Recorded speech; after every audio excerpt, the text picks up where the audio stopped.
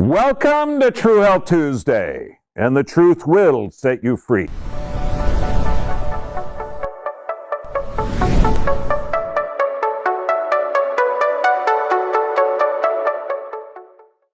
Truth in today's society. Oh my God, isn't this fun? Okay, we're on complete lockdown. The world is shut down. And in fact, I've got some great recommendations from the CDC on what we're supposed to do, okay, if you, during this crisis. Number one, listen and follow directions of your state and local authorities. If you feel sick, stay home. If your children are sick, keep them home. If someone in your household has tested positive with the coronavirus, keep the entire household at home. If you're an older person, stay home. If you're a person with a serious underlying health condition that puts you at risk, stay home. If you're young or otherwise healthy, you are at risk. Your activities can increase risk of others. It's critical that you do your part to stop the spread of the coronavirus. This is psychotic. Okay, and it goes on. Avoid social gatherings, avoid eating or drinking at bars and restaurants. Yeah, that's what cars are for.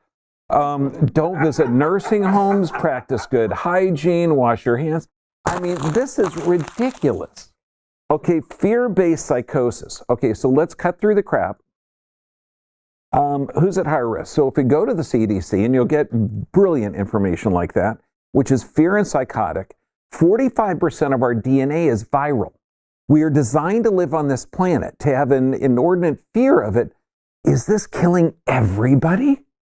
So let's just think about it. If 10 people walk through a swamp, they all get bitten by malaria-containing mosquitoes. Are they all going to get malaria? No. 1,000 people do this. Are they all going to get malaria? No. If 1 billion people are exposed to this coronavirus, are they going to get it? No. Okay, so what's the difference? So what the CDC says is older adults, people who have serious medical conditions, heart disease, diabetes, and lung disease are the most popular. That people, when they get exposed to this virus and they develop an immune system response, their immune system is so weakened that they die. So let's look into this. Okay, how about we look at the therapies, like how modern medicine treats this, how modern medicine is treating the symptoms, and who is surviving. So if we do the stuff that people are surviving do, we have a better chance of surviving this massive pandemic. And then we're going to look and see what it is. It's actually an Aikido move. You see something coming towards you you don't want, you move aside. You move aside. So you see an economic crisis and you have to be in political power. You want to blame the corona, okay? Because it's not your fault that the entire economy is screwed up and the healthcare system is screwed up and our population is sick. Okay, so let's get into this. First, if you're curious about the future, go back to October 2019. Now, this was about a month before the start of this epidemic. And they did a scenario on this. It's called Event 201. I'd start with travel and finances. But this is the scenario. Now you'll notice the picture of empty shelves. So they created a scenario of a coronavirus, because we know because of our incorrect animal husbandry practices, we're raising animals in just absolutely horrible conditions. So the animals are sick, so we feed them drugs. And this is a breeding ground for unusual viruses, okay? And so everybody knows that coronaviruses, even though it causes about 1 out of 4 colds, okay, and flus, we know that it can cause big viruses like SARS and MERS or coronaviruses, but there's like 500 different types of viruses. So it's not by accident that they picked for this scenario 1 month before this pandemic, okay, or it started, that there's empty shelves, because they planned on the entire media panicking. Now, is the rule, or is a good governance by people in authority to spread panic so that we're all little animals and we follow in step? Or are they supposed to provide security and comfort and say, look, guys, you guys are human. This is what you can do to strengthen your immune system. Don't be afraid of your neighbor. You're going to be fine. No. So what they did is they're following the playbook from Johns Hopkins Center for Security, the Economic Forum, and Bill and Melinda Gates. That's who developed this. you'll notice there's not a lot of health people there. Okay, it's the economic form. So let's look at this. Now, this was, again, March 14th that I got this information from. It's March 17th now that we're recording this. Okay, so this stuff changes by day, and I'm going to show you how ridiculous it is, because it's like watching a play-by-play, you know, and trying to predict the end of the game. I should study sports more. It's my fault for being raised with girls, okay? So if I use a sports analogy that doesn't make any sense, like, you know, they got a touchdown and it was 2 points, I know that's wrong, okay? Okay. So let's go on this, and this is ABC News. And March 14th, and they're saying, what do we know about the 23 Americans that had died back then? And they say, look, they're all in their 70s, 80s, and 90s, okay? When you look at the actual death rates, the majority of them were over 70. And this tends to hold true with other countries as well. So what's the deal? Now, you're going to hear some people that says, anybody that says this is a standard flu needs to be arrested, put away. It's horrible. It's 10 times worse. It's 100 times worse. Now, let's go on a scenario, just for the heck of it. Let's say we have 100 people that are diagnosed with this, 100 people in a hospital, and 10 of them die. That's a 10% ratio. Okay, for that 100. But what if there were 1,000 people outside that weren't sick enough to get in there, and you still got the 10 people dying? So that's like less than 1/100%. So you're looking at from 1,100 down to 10. So they're skewing the numbers all over the place by looking not at the ones that are infected, and we're going to go into how they're deciding if you're infected or not. Okay, and the numbers. So we could play with the numbers. If we just look at the WHO, and by the way, in Wuhan, they're starting to open schools again, starting to go back and normal, and that's holding pretty much to the Lancet article on January 31st of this year that said it's going to peak around April, and then, you know, the population that was exposed is going to create a herd immunity. Those that were susceptible, not everybody is susceptible. Those that were susceptible caught it and recovered. Okay? Now, so if we look at the entire Hubei province, there's 59 million people in there. Pretty darn close to Italy. Okay, they had 81,000. So you could say, well, 59 million had an infectious rate of 81,000. Are all 81,000 tested correctly? Well, that's the infectious rate of 0.001%. Now, if you take the total death rates from the whole population, you're looking at a 0.005% or 99.995% survival rate. Okay, now you might want to think, would the American government and all the governments of the world say, gee, if over 99% of the people survive? If you look at the worst statistic here, you're still looking at 93% of everybody surviving. In any circumstance, in any world, if you have 93% of the population surviving and 7% not, do you panic 100% of the population or find out what weakened that 7%? Let's just look at common sense, because you got people out there now in such a dead panic in California. They're shutting down the Bay Area. They're shutting down, causing this stuff. It's completely psychotic and not based in science. So let's look at this. And this is why when you hear the news media and you hear that psychotic stuff, USA, we could have 16,000 dead, 21,000 dead. But then if you take another statistic, okay, we could have 11 million dead. And this is where stupid psychotic people, because what do you hear about the 1918 flu? Well, it killed between 20 million and 500,000 and 50 million people. That's a big range. That's a big range. Does that seem accurate? No. Well, this will kill, at best 20,000, at worst 20 million. And I'm hearing statistics, I'm going, you just pulling this stuff right out of there. Okay, it's insane. So let's look at what the CDC says. Every time I say that, we should hear angels sing because they are perfect. Okay, March 13th, okay, so that was just 4 days ago. Currently, this flu season, 22,000 people have died. Now, that's a death rate of 0.06%. Now, that's out of 36 million flu illnesses. Now, the flu, is it connecting with everybody in America? Yeah. There's 327 million people in America, but only 36 million got it. So what's the deal with people getting exposed but not catching it? What's the difference between someone exposed to something and developing symptoms and someone exposed and not developing symptoms?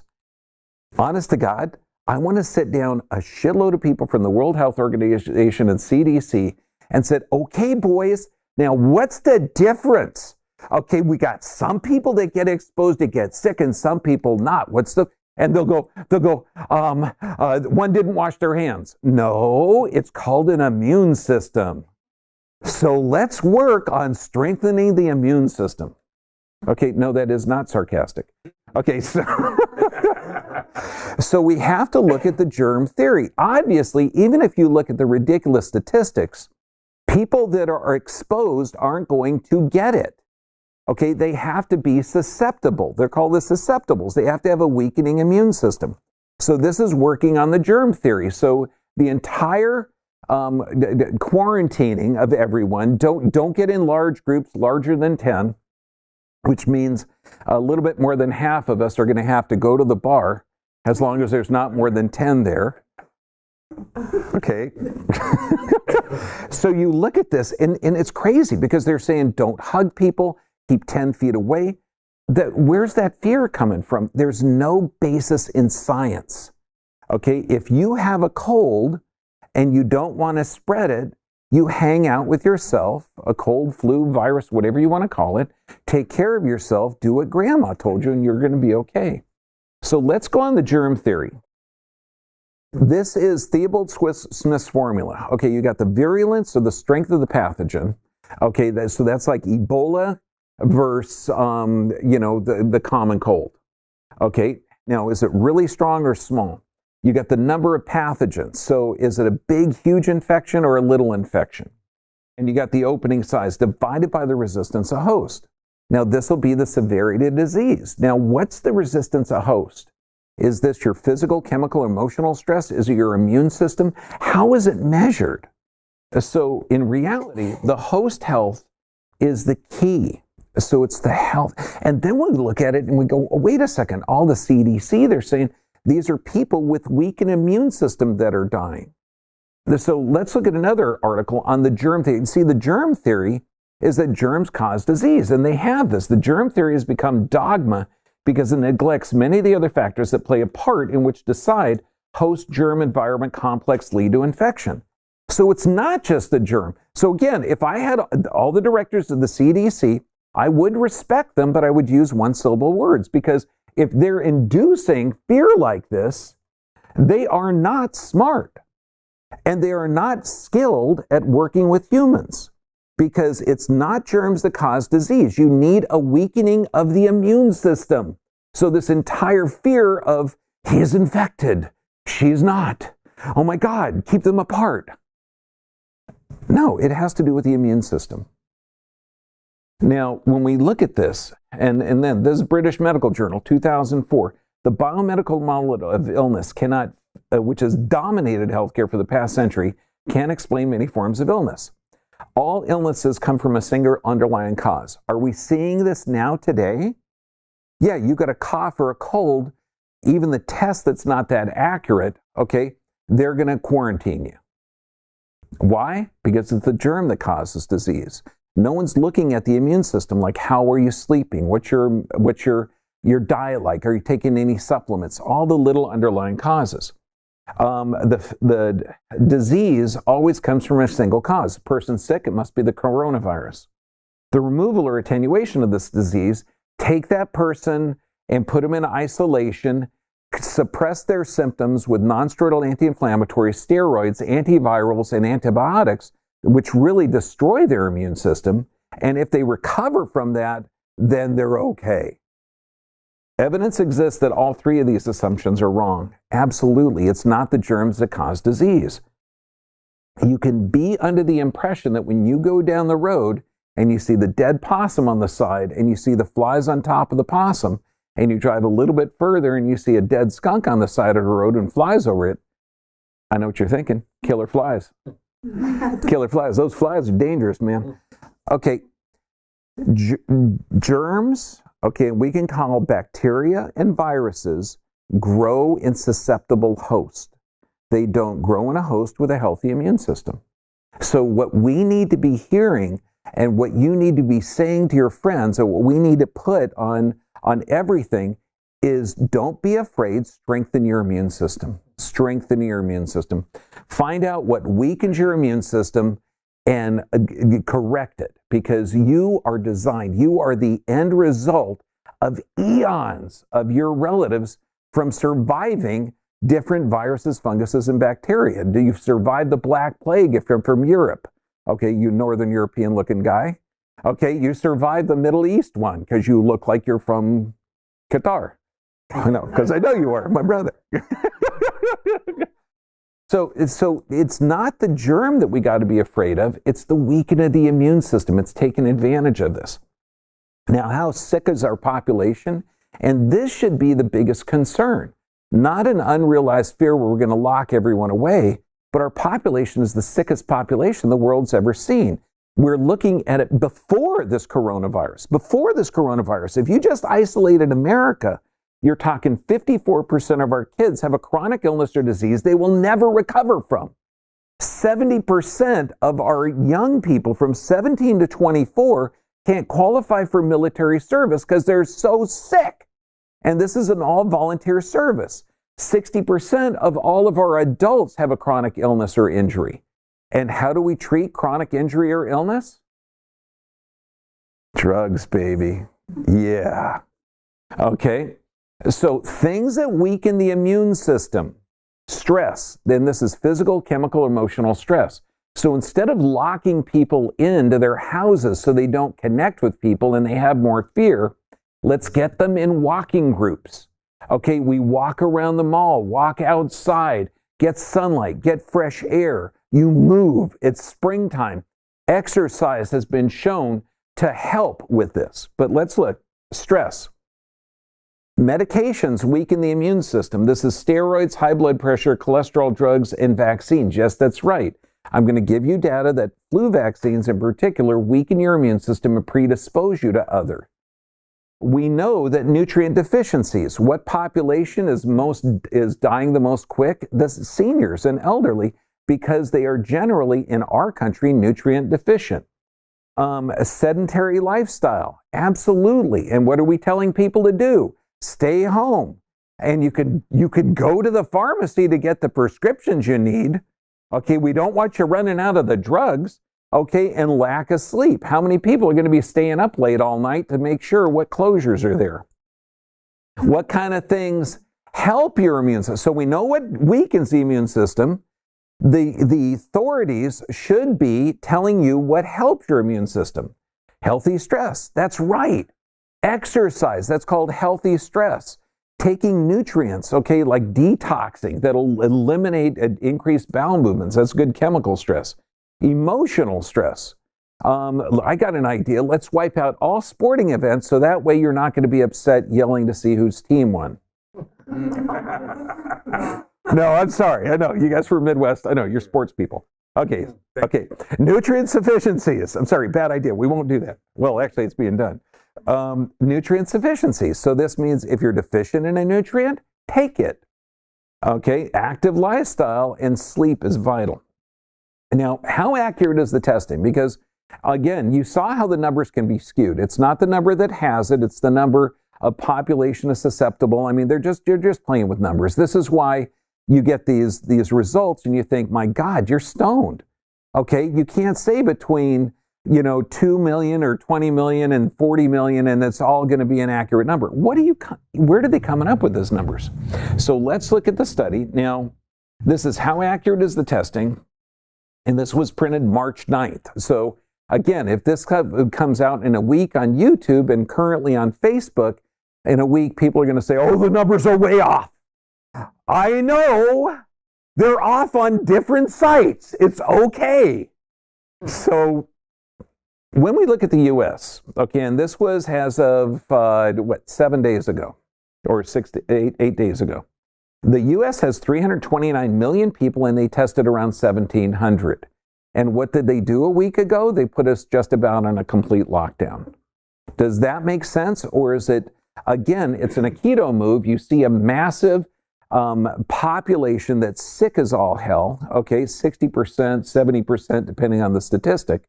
And you know the economy's crashing, so you just use the coronavirus to make sure that the people in power stay in power, because they're not going to blame themselves. And if you look at that Event 201, they know that it's going to crash the economy, and that's what the planning is. Now, when we look, one chart shows, okay, so now let's play with the numbers. South Korea has the third highest number of cases behind Italy and China. They have a death rate of 0.7%. 50 people have died out of 7,078 cases. Now, when we go back here, South Korea has tested 189,000 people. On some of the other articles, it's tested around 250,000. But at that time, we tested what? 1,700 people. Not 1,700 per 1,000, that's 1,700 per 327 million. Okay? Now, the U.S. has the highest death rate of 3.6%. So either they're not counting the people that are sick and not dying, okay? They're only counting the ones that are hospitalized. So the numbers are skewed. They're just here to put fear, not comfort, in the population. When we look at this, and this was a brilliant article, Ashish Jha, director of Harvard's Global Health Institute. Without testing, you have no idea how extensive the infection is. You can't isolate people. You can't do anything. This makes other interventions, including individual social distancing and canceling big events, even more important. Why? Because we can't test. We're not testing. How accurate are the tests? Don't even do it. Just cancel the events. We have to shut down schools, events, everything down, because that's the only tool available to us until we get testing back up. It's been stunning to me how bad the federal response has been. How do we get here? The testing shortfall has been a multi-phase failure. For reasons that remain unknown, the U.S. did not rely on the World Health Organization's coronavirus test in the earliest days of the outbreak. Instead, the Center for Disease Control and Prevention set out to make its own. But the CDC's test didn't always work. Manufacturing had to be relocated following the possible contamination, and it's taken time to come up with a new one. Okay, this was the first part of February. This is a slide from there. And you can kind of smell some BS in the world, okay? When you have the Center for Disease Control, U.S. fast-tracked a corona test to speed up diagnoses. And don't worry, the move skirts the normal approval channels, signaling the need for speed as the disease spreads. This is continually evolving situation, and the ability to distribute this diagnostic test to qualified labs is a critical step forward in protecting the public health. Yeah, I know. That was 2 months ago. We don't need to test it. Just do it. Now, correlate this. This is from February 11th. Correlate this with the rush and excitement for a vaccine. Okay, yes, it takes about 15 months to test it on a group of people, but right now people are so panicked. You're going to have people that are questioning vaccines rolling up their sleeves and bringing their babies. Shoot this little kid, even though it's not tested long term and nobody knows what it does. But when we're looking at a brand new novel vaccine for a novel virus, let's look at other things first. Let's look at the actual testing that they're doing to confirm the death rates, the infectious rates, okay, the PCR test. The guy that developed it, Kerry Mullis, developed it 40 years ago. PCR quantitatively is an oxymoron because it doesn't really measure the number. In fact, its job is to find a little piece of DNA or RNA and multiply it. It's intended to identify substances qualitatively. but by its very nature, it's unsuited for estimating numbers, although there is a common misimpression that viral load tests actually count the number of viruses in the blood. These tests cannot detect free infectious viruses at all. They only detect proteins that are believed in some cases wrongly to be unique to HIV. These tests can detect genetic sequences of viruses, but not viruses themselves. So it's only looking at parts of a virus. And now how accurate is it? Well, not very. If you look at medicine.net, produces numbers of false negatives due to laboratory error, insufficient amount of material, and collected. When we talked about last time how this virus seems to be able to infect about 3 people. For every 1 person getting it, he can infect 3. Now you guys are a little bit, well, about 10 feet away. Okay, say 9.5, 10 feet. That's in a ballpark. Okay, so I just infected all 3 of you. Okay, and I demonstrated how not to cough. You're supposed to do this, okay, which is also a great defense move if someone comes up behind you. But just say that you all 3 got it, okay? Or I'm just going to infect you.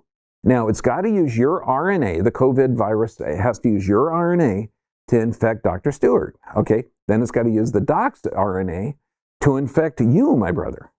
Okay, so now it has got to use his RNA to replicate in order to infect Dr. Stewart. Now, Dr. Stewart's RNA has to use his RNA from the original viral insult that was already distorted because it already used his RNA. Now he's got to infect you. This is why you can't infect another person, because we've already done the 3. Okay, so it changes. Now, let's get a little bit harder here. I got to do a nasal swab of all 4 of us.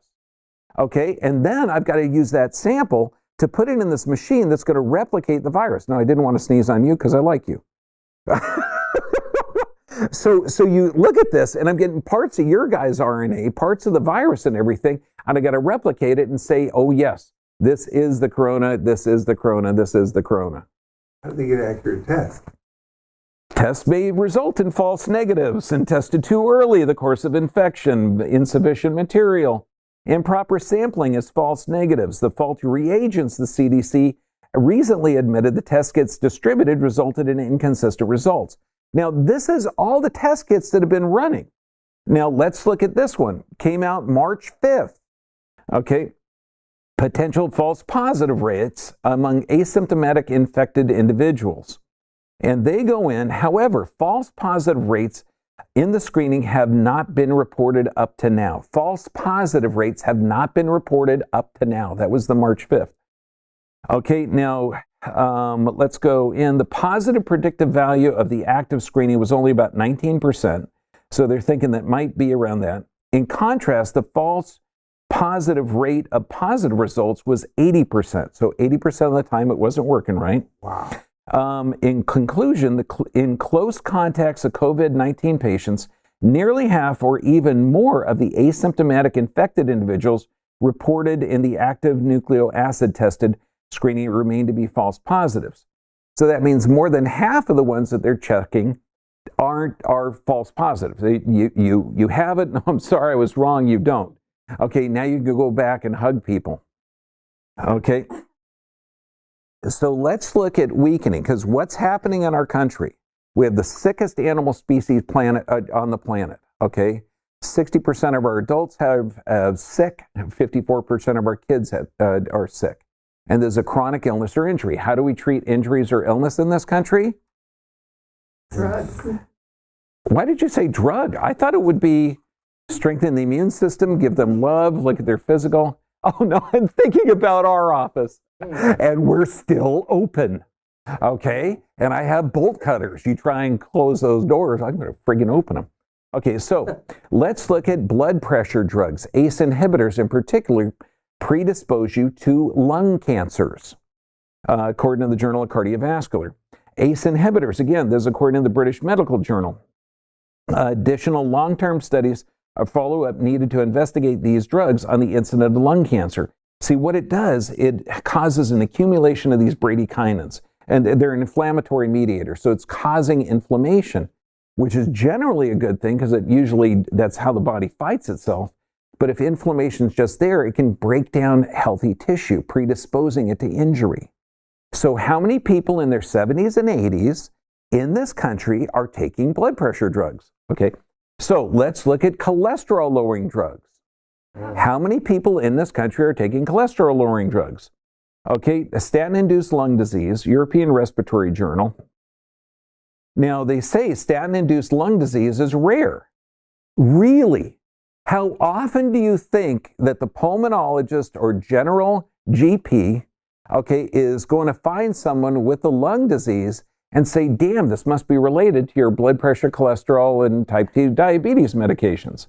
Hypersensitive pneumonitis pattern, interstitial pneumonia, diffuse alveolar damage, that's the little air sacs, organizing pneumonia, lupus-like syndromes. Oh yeah, get a lot of people with lupus that say, look, it's from your cholesterol-lowering drug. Do you think that's happening today? Statins are widely prescribed and physicians should be aware of the possible side effects. Okay, are they? This was brilliant. GoodRx.com. Dr. Ranch, yeah. I mean, she's brilliant. Okay, this is just an amazing article. I recommend it. The lungs are often subject to harmful side effects from medications because of their large contact surface. While more than 300 medications are known to cause some sort of drug-induced lung disease, some of the bigger players are others. Drug-induced lung interstitial disease. In the United States, approximately 3% of cases of interstitial lung disease are drug-induced. 3%. I think she might be off, but you can understand that how many people, figure the average person over 60 in America is taking 12 prescriptions. 12 prescriptions. Is that strengthen the immune system or designed to alter metabolic responses using a toxic chemical? So let's go on. What are the symptoms of this disease? Because remember, what are they telling you on the TV? Okay, because obviously there's no real scientist there. They're saying, look, it begins in the deep lung. It's a dry cough, non-productive cough.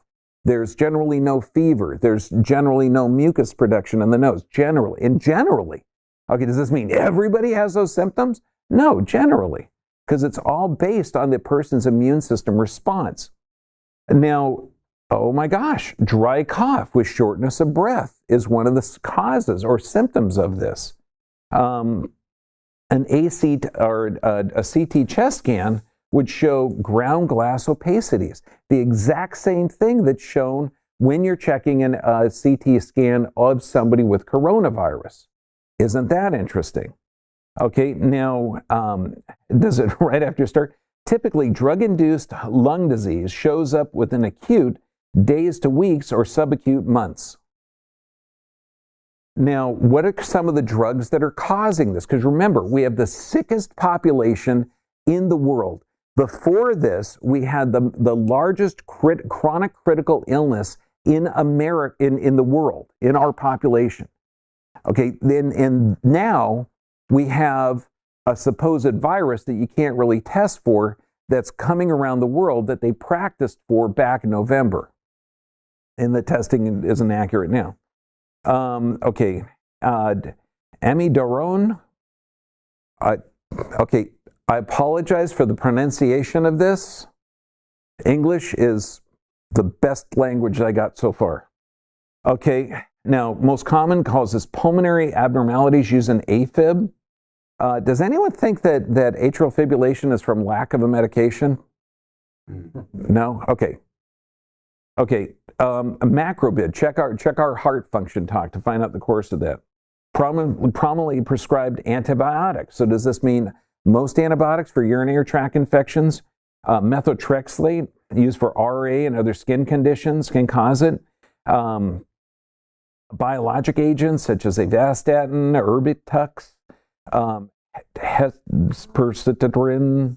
Okay, lower classes drugs to induce lung disease. Now think of this, if you're inducing lung disease, what do lungs do? They alkalinize the system. I'm getting rid of an acid. I'm getting rid of carbon dioxide. If you're negatively affecting the lung function, does this mean you're increasing your damage, your danger. Okay, you're increasing your acidity. You're increasing your acquisition of a new disease because you're getting your whole body a lower pH. I mean, it's crazy.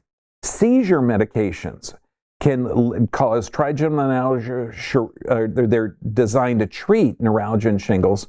Both cause interstititis of pneumonis. Non-steroidal anti-inflammatories. This means Advil, Motrin, Aleve, Bactrim, which is another antibiotic, hydralazine, which is another treatment for high blood pressure and heart failure. All cholesterol medications, statins, again, cause weakening of the lung tissue. Prevestatin, simvastatin, avorstatin, okay? Now, so we've got the drugs that our senior population is under. Are they, when you go to one of those assisted living centers, I know, it's amazing. You see tray after tray of organic produce. You see healthy. No, fresh fruit, fresh vegetables. No, you see the canned fruit, okay, in the heavy, genetically modified high fructose corn syrup, okay, over it, and it's been cooked to death, and it was poisonous to begin with. Okay, there's people dying of hyponatremia because there's still idiots out there thinking that the salt is really bad for everyone, even though you need salt, okay, for human beings. But they're doing the low salt thing because they were told it once. Okay, don't look into it yourself. Now, hypochlorhydria, this is low stomach acid. As you age, you get less stomach acid. That means that you can't absorb minerals. Without minerals, you can't utilize vitamins. So even if you're taking vitamins, if you're in a stress state, you can't utilize them. So what do we got? Okay, B12 deficiency. What are some of the signs? And think of this, because it makes you want to go to one of these assisted living centers and go, look, dude, you're not sick, you're nutrient deficient. Neurologic signs such as paresthesias, ataxia, gait, numbness, tingling, slowed thinking, memory loss, confusion, depression, difficult to differentiate from Alzheimer's disease. Okay, B12 deficiency. What's B12? It's produced in the gut. So if you're taking antibiotics, you're going to wipe that out. Low levels of serum folate, atrophy of the cerebral cortex, literally shrinking of the brain. Then we look at this, at flu shots. Flu shots, do those help you or predispose you to infections? I encourage you to look at the British Medical Journal, January 2018, because I had to explain this.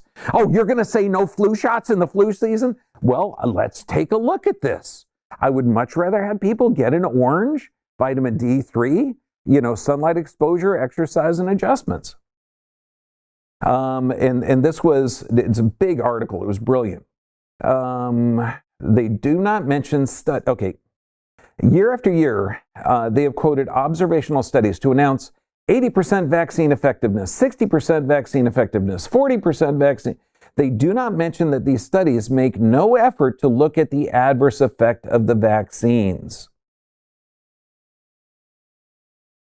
They do not mention negative vaccine effectiveness. That means that, see, we're looking for efficacy rate. Now, if I shoot 10 people with a vaccine, if half of them get better or are protected and the other half get it, then it has a 50% effectiveness rating.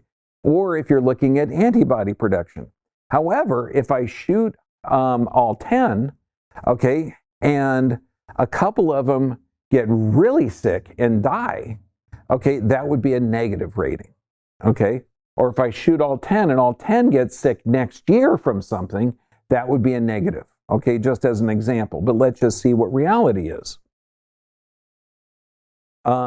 The increased risk of illness from influenza and non-influenza viruses associated with or caused by the vaccines. Associated with or caused by the vaccines. They do not mention the vaccine effectiveness one season may increase influenza risk in a subsequent season. That means that you get the shot, you're more at risk later on. Do flu shots shorten the life expectancy? Yes, they do. And encourage high rates of vaccination against influenza while acknowledging the vaccine's lower efficacy. This is misleading euphemism because since the vaccine actually increase the risk of illness from the H3N2, the most virulent strain. Note that the negative vaccine effectiveness significantly increased risk from the vaccine. Canada, for this vaccine that they're reporting in 2018, had a negative 17% efficacy rating. That's like almost 20% of the time it caused harm. Spain, negative 15%. UK, depending on the flu shot, negative 73%. Wales, negative 41%. And so you start looking at this. But so when you're triggering that immune system with a vaccine, it could predispose you to further illnesses and injuries. So when we look at our senior population, are they drugged? Yes or yes? Are they getting their flu shot just like they're supposed to? Okay.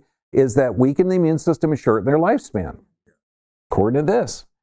Now, when we look reporting flu vaccine science, again, 1968 to 2001, U.S. flu deaths in the elderly increased concert with their increasing use of flu vaccine. Are you aware of this? Is this on the news stations to say, oh my God, it turns out that it increases the risk over, 40 years of looking at it? A double-edged sword, the annual vaccination, because it subverts broad and lasting natural immunity.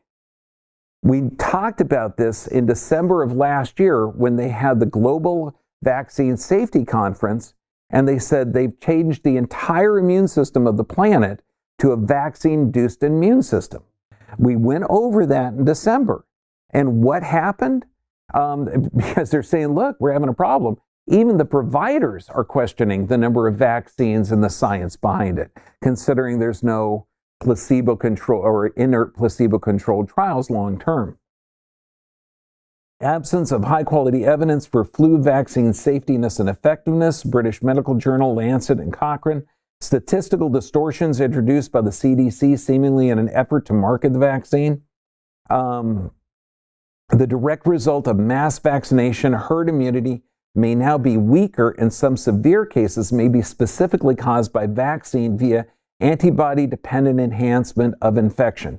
I encourage you, if you're an internet troll and you just want to, make some money and really be an asshole, just for the heck of it, this is called doing your own research. I know it's a big shock because it's a lot easier to have your opinion and not be influenced by facts or science. Okay, you play this back. There's a lot of funny shit here. Okay. So antibody-dependent enhancement of infection. Look at this, and you'll see a number of different articles on it.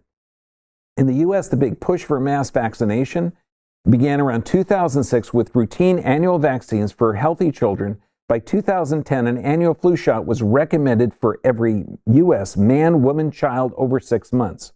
Since 2006, there has been no discernible decline in influenza morbidity or mortality. In fact, reported rates of influenza infection have roughly tripled in Canada. If you do something for 14 years and you find an increase in disease rates, you're right. Don't change. Okay. It's craziness. Okay. In the U.S., age-adjusted influenza death rates have also tripled. So it's not just Canada, it's U.S. So our influenza death rates are increasing the more we increase our vaccination. This is still accurate. This is the journal article from the Lancet that said, look, like all viruses go through a population, the susceptible individuals, not everybody, the susceptible individuals will catch it. Most will recover. Okay, and then it declines, has the herd immunity because people catch it, recover, and it ends up not going through the population, so it declines. This is the biggest thing ever. If you're taking a drug for these conditions, back pain, high blood pressure, type 2 diabetes, inflammatory bowel, or anxiety, these are not diseases. They're adaptations to stress. So if you have a doctor that's drugging these symptoms, find another doctor that fixes the cause. Because when you look at the official causative factors of these, high blood pressure is unknown, type 2 diabetes is unknown, inflammatory bowel disease is unknown. And then you still got some idiots on anxiety say it's brain chemistry, okay, which is still unknown. So don't go to a car mechanic that doesn't know what's wrong with your car, but he's going to do therapies. Don't go to a doctor that doesn't know the cause of this stuff, but he's going to do toxic therapies that weaken your immune system. Let's look at this. We're looking at multiple rotational malpositions, a reverse curve in the neck, degeneration. Now, does anybody in this room with any type of common sense, do you think that you're going to fix that reverse curve with 3 epidurals in the neck? No, really, it's a magical epidural. Okay? It's a magical epidural. You put it in there, the discs regenerate and the curve comes back. No, that's crazy. That's crazy. The epidurals destroy the joint cartilage. They're going to shrink the swelling of a nail. It's insane. Back pain, neck pain, do you think that the reverse curve in the neck is giving her a clue that there's a freaking problem? Is the problem lack of shots? Not enough non-steroidal anti-inflammatories, all of which weaken the immune system? It's the psychotic care that we're giving that's weakening the immune system. And then the people in authority are so ridiculous, they're just quarantining everyone. Anxiety and sleep issues, do you want to give an antidepressant that has a suicide warning on it? Do you want to give a muscle relaxant that literally attacks the brainstem because it's a central nervous system toxin? The non-steroidal anti-inflammatories destroy the joint cartilage and weaken the immune system. And sleep medications? Do you want to induce dementia? Look at the sleep medications. Now we have a 1-in-1 dementia ratio in our country. Statistically, that's bad. But those are the interventions for that patient. Where is the science and the efficacy? It's not there. But this is just crazy world. So who's at risk? People with an immune compromised. Who is that? Most of America. Okay? How do you correct it? Fear, panic, and lock you in and make you hunt for toilet paper. Oh, no, I'm sorry. That's what the government thinks. Okay, how do you strengthen your immune system? Fresh fruit, fresh exercise. If you got stressors, physical, chemical, emotional, deal with them effectively. If you're taking a medication, and this is huge because most of our population is drugged, find out why you're taking it. So many times we get people on antidepressants that they didn't know. They said, no, that was just for sleep, doc. Okay, yeah, right, okay. And people are taking type 2 diabetes medications without checking their blood sugar when they've made diet changes where they were eating only plants. You eat only plants. Look at the movie Simply Raw, okay? And it'll see that a diet change can help correct that. Find a different doctor. The doctors are working for you if they're drugging symptoms, and we know from this talk that those symptoms weaken your immune system and predispose you to infections. Find another doctor. They're working for you. When enough of these guys lose their patients because they're fear-based and ignorant, and they're not looking for the cause, then they're going to learn, or they'll go wash cars. Okay, supplement with the nutrients that the medication is depleting. Honest to goodness. Look at what the drug is doing and supplement from it. Exercise, deal effectively with the stress, sleep, diet change. Diet change, so you get about 2 to 3 healthy bowel movements a day. Why? Because that alkalinizes the system. Respiration, perspiration, pooping and peeping. Fantastic. This one here, supplement. Supplement for everyone. Why? Because our soil is depleted. This thing actually works. Vitamin C every day, okay? Because your body can't produce it and it works. Vitamin D3, magnesium. Is anyone taking the liquid magnesium? Goes through you how fast? No.